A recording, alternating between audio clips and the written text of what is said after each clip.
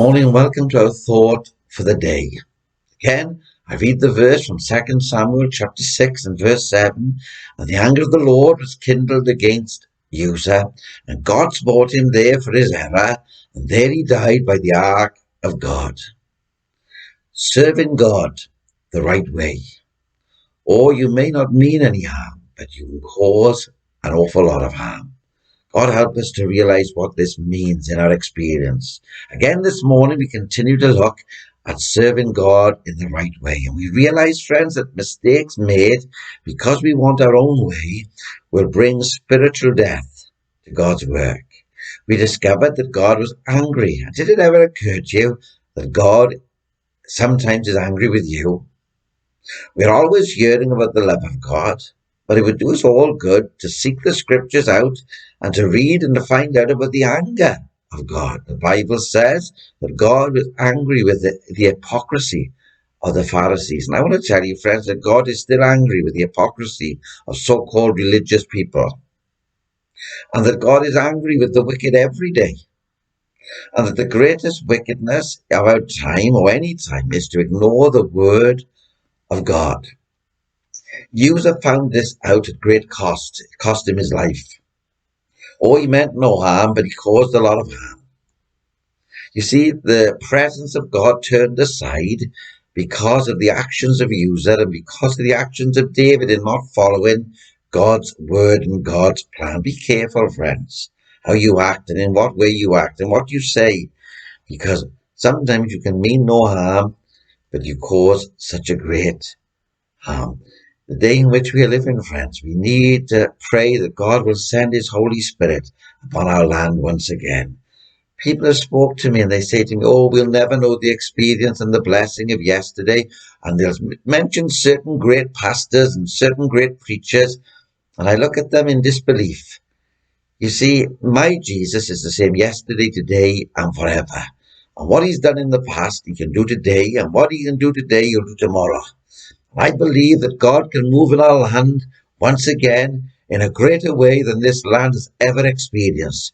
If God pours out his Holy Spirit, God will be glorified and men will come to true salvation. David realized, friends, that he had done things wrong and that he must put things right. And he also knew how he would do it.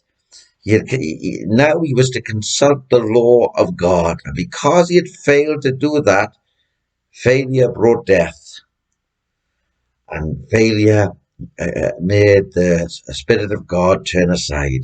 That's what's happened in our land. We failed to follow the word of God. Oh, God, bring us back. And so now David had to repent. And there are many friends that need to repent today for your failure to follow God's commands. And he began to consult God's word. And so from 1 Chronicles chapter 15, that the ark was to be borne on the shoulders of holy, anointed, sanctified priests, cleansed by the blood of God. And David repented. And do you know what happened? God blessed him. David repented and God blessed him. Uzzah teaches us there are things in God that we must not get too familiar with, and that we must treat the things of God with reverence, respect, and humility. You see, there are thousands of people in eternity who meant no harm, but caused a lot of harm. David now decides to do things God's way. And when he did, great blessing came. And the ark, the presence of God, was brought back to its rightful place and put right in the center, in its rightful place. And God blessed.